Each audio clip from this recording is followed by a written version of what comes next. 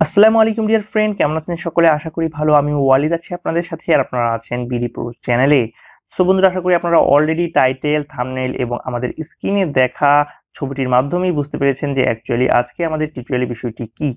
হ্যাঁ বন্ধুরা, আজকে মূলত আমরা আমাদের টিউটোরিয়ালের মাধ্যমে আপনাদেরকে দেখানোর চেষ্টা করব যে কিভাবে আপনারা লঞ্চের টিকিট আপনাদের ঘরে বসেই কিনতে পারেন। সো সকল ইনফরমেশন পাওয়ার জন্য অবশ্যই আমাদের ভিডিওটি প্রথম থেকে শেষ পর্যন্ত দেখতে হবে। আর আপনাদের কাছে একটি রিকোয়েস্ট থাকবে, যারা এখনো আমাদের চ্যানেলটি সাবস্ক্রাইব করেননি তারা অবশ্যই সাবস্ক্রাইব করে নোটিফিকেশন বারটি অন করে রাখবেন। আর যারা অলরেডি সাবস্ক্রাইব করেছেন তাদেরকে অসংখ্য ধন্যবাদ। অ্যাপসটি ইনস্টল করার জন্য অবশ্যই আপনি চলে যেতে হবে আপনাদের প্লে স্টোরে, এবং প্লে স্টোরে সার্চ বারে লিখবেন জলযাত্রা, তাহলেই অ্যাপসটি পেয়ে যাবেন। আর যদি অ্যাপসটি না পান, সেজন্য আপনারা আমাদের ভিডিও ডিসক্রিপশন লিংক চেক করতে পারেন, সেখান থেকেও মূলত আপনারা অ্যাপসটির লিংক পেয়ে যাবেন। এখন আমি অ্যাপসটি ওপেন করব। ওপেনে ক্লিক করলে আমরা ঠিক এরকম একটি ইন্টারফেস পাবো, এবং ইন্টারফেসের পরই আপনারা দেখতে পাচ্ছেন যে এখানে তাদের লোগো আছে এবং এখানে আছে লঞ্চ।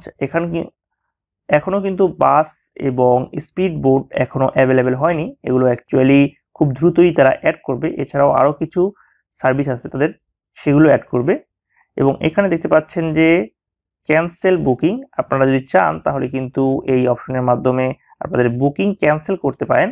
এছাড়াও আছে মাই ফেভারিট লঞ্চ, এখানে আপনাদের যে লঞ্চগুলো ভালো লাগে সেগুলো আপনারা অ্যাড করে রাখতে পারেন। এবং নিচের দিকে আপনারা হয়তো খেয়াল করবেন, নিচের দিকে আছে হোম, বুকিং, সাপোর্ট, মাই ট্রিপ এবং মোর।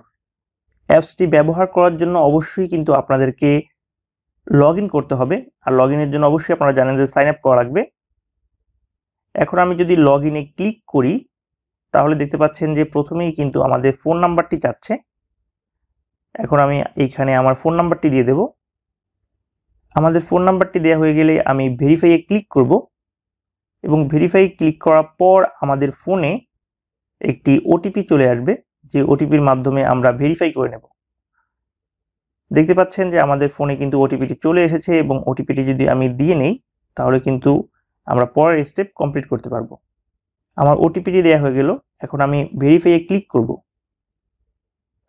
ভেরিফাই ক্লিক করার পর আপনারা দেখতে পাচ্ছেন এখানে একটি রেজিস্ট্রেশন ফর্ম চলে এসেছে, যেখানে আপনাদের ফুল নেম, ইমেইল, পাসওয়ার্ড এবং রিটাইপ পাসওয়ার্ডটি দিয়ে রেজিস্ট্রেশন করতে হবে। পাসওয়ার্ড এবং রিটাইপ পাসওয়ার্ড দেওয়া হয়ে গেলে ইনফরমেশনগুলো একবার দেখে নেব, এবং পরবর্তীতে আমরা রেজিস্ট্রেশন বাটন ক্লিক করব। রেজিস্ট্রেশন বাটন ক্লিক করার মাধ্যমে আমাদের কিন্তু অ্যাকাউন্টটি হয়ে গেছে। ফ্রেন্ড, দেখতে পাচ্ছেন যে এখানে কিন্তু নোটিফিকেশন আছে এবং এর পরবর্তীতে প্রোফাইল আছে। সো এইখানে প্রোফাইলের মাধ্যমে আপনারা যদি চান তাহলে আপনাদের ছবিটি অ্যাড করে নিতে পারেন, এবং এইখানে আছে এডিট প্রোফাইল, আপনারা যদি চান তাহলে আপনাদের প্রোফাইলটি এডিট করে নিতে পারেন, এবং এইখানে আছে চেঞ্জ পাসওয়ার্ড, আপনারা যদি চান তাহলে পাসওয়ার্ডটি চেঞ্জ করে নিতে পারেন। সো এখন যদি আমরা আমাদের লঞ্চের টিকিটটি ক্রয় করতে চাই তাহলে অবশ্যই কিন্তু আপনারা বুকিং যেই অপশনটি আছে এখানে সেটি সিলেক্ট করবেন, এবং সিলেক্ট করার পর অ্যাকচুয়ালি আপনি ফ্রম এবং টু দেবেন। অ্যাকচুয়ালি আমি কোথা থেকে কোথায় যেতে চাচ্ছেন, তবে তার পূর্বে এখানে একটু খেয়াল করবেন যে এখানে আছে ওয়ান ওয়ে। আপনারা যদি শুধু যেতে চান এক জায়গা থেকে অন্য জায়গায় তাহলে এটা থাকবে, এবং আপনারা যদি রাউন্ড ট্রিপ দেন তাহলে সেখানে হচ্ছে কি আপনারা যাওয়া এবং আসার যে খরচ আছে, যাওয়া এবং আসার যে বিষয়টা সেটা মূলত তারা অ্যাড করে নেবে। সাপোজ এইখানে আপনাদের যাওয়ার ডেট এবং এইখানে আপনাদের আসার ডেটটি দিয়ে নিতে হবে। আর পরবর্তীতে যেই অপশনটি আছে সেটি অ্যাকচুয়ালি তারা এখনো অ্যাভেলেবেল করেনি। সো আমি ওয়ান ওয়েতে সিলেক্ট করলাম, এবং সিলেক্ট করার পর এখন আমি ফর্মে ক্লিক করলাম, এবং ফর্মে দিলাম ঢাকা, এবং টুতে দিলাম বরিশাল। সো এখন আমি ঢাকা থেকে বরিশাল যেতে যাচ্ছি, সেরকম একটা কনফিগারেশন ক্রিয়েট করলাম। এরপর আমি কোন ডেটে যেতে যাচ্ছি সেটা সিলেক্ট করে নেব। আমি 2 তারিখ দিলাম এবং ওকে বাটন প্রেস করলাম। এরপর আমি যদি সার্চে ক্লিক করি তাহলে দেখতে পাচ্ছেন যে অ্যাকচুয়ালি যেই লঞ্চগুলো বা যেই জাহাজগুলো অ্যাভেলেবেল আছে, অ্যাডভেঞ্চার 9 এবং কুয়াকাটা 2, এই দুইটি জাহাজ অ্যাভেলেবেল আছে। এখন আপনি যে জাহাজটি পছন্দ করবেন সেটিতে ক্লিক করুন এবং ক্লিক করার পর আপনি দেখতে পাচ্ছেন যে এখানে আছে কেবিন, এরপরে আছে সিটস, এরপরে আছে ডেক। সো অ্যাকচুয়ালি আপনি কি কেবিনে যেতে যাচ্ছেন নাকি সিটে বা ডেকে, যেটিতে যেতে চান সেটিতে সিলেক্ট করে নেবেন। সো আমি কেবিন রাখলাম এবং কেবিন রাখার পর আমি কোন ফ্লোরে যেতে যাচ্ছি। আমি যদি ফার্স্ট ফ্লোরে দেই তাহলে দেখতে পাচ্ছেন যে ফার্স্ট ফ্লোরে তাদের কোনো কেবিন নেই, এবং আমি যদি থার্ড ফ্লোরে দেই তাহলে দেখতে পাচ্ছেন যে থার্ড ফ্লোরে কিন্তু তাদের কেবিন আছে। এখন আপনি যদি অলে সিলেক্ট করেন তাহলে দেখতে পাবেন যে এখানে আছে সিঙ্গেল কেবিন এবং ডাবল কেবিন এসি, এরপরে আছে সিঙ্গেল কেবিন এসি, এরপরে আছে ডাবল কেবিন এসি। অ্যাকচুয়ালি এগুলো হচ্ছে আপনার অনেক সিঙ্গেল কেবিনে অ্যাটাচ বাথরুম থাকে বা ওয়াশরুম থাকে এবং অনেক কেবিনে ওয়াশরুম থাকে না, সেই ওয়াইজ মূলত এরকম করে তারা দিয়েছে। এছাড়াও আছে ফ্যামিলি, এছাড়াও আছে ভিআইপি কেবিন। সো আমি যদি এখানে সিঙ্গেল কেবিন এসিতে ক্লিক করি তাহলে দেখতে পাচ্ছেন যে এখানে সিঙ্গেল কেবিন এসিতে 2টি সিট অ্যাভেলেবেল আছে এবং একটি সিটের প্রাইস 1000 টাকা করে ধরা আছে। এবং আমি যদি এখানে এই সিটটিতে ক্লিক করি তাহলে দেখুন এই সিটটি কিন্তু বুকিং হয়ে গেছে আমার। এখন যদি আমি সোয়াইপ করে উপরের দিকে যাই তাহলে দেখতে পাচ্ছেন যে এখানে ডিটেলস দেখতে পাচ্ছি। এরপর আমি যদি ফিনালাইজ অর্ডার ক্লিক করি তাহলে আমাদেরকে পেমেন্ট করার জন্য তারা বলবে। সো এইখানে আরেকটা বিষয় খেয়াল করবেন, এখানে তারা দিয়েছে যে আমাদের টিকিট ফি হচ্ছে 1000, ভ্যাট নেই কিন্তু চার্জ ফি আছে 50 টাকা। আর যদি আপনার কোনো অ্যাড কুপন থাকে তাহলে কুপনটা আপনারা অ্যাড করে নিতে পারেন। এর পরবর্তীতে দেখতে পাচ্ছেন যে আপনারা অ্যাকচুয়ালি বোর্ডিং কোথা থেকে করবেন। আপনারা যদি চান তাহলে কিন্তু আপনারা বরিশাল থেকেও করতে পারেন বা ঢাকা থেকেও করতে পারেন। যেহেতু আমি ঢাকা থেকে যাচ্ছি সেহেতু আমি ঢাকা থেকেই করব।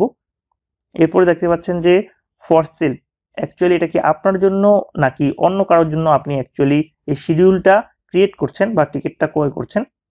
আমি যদি ফর আদার দেই তাহলে অ্যাকচুয়ালি তার নেম এবং ফোন নাম্বারটি অ্যাড করে দিতে হবে। সো আমি ফর মাইসেলফ এটাতে রাখলাম।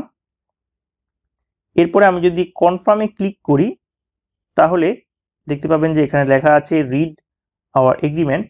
সো আমি এগ্রিতে ক্লিক করলাম।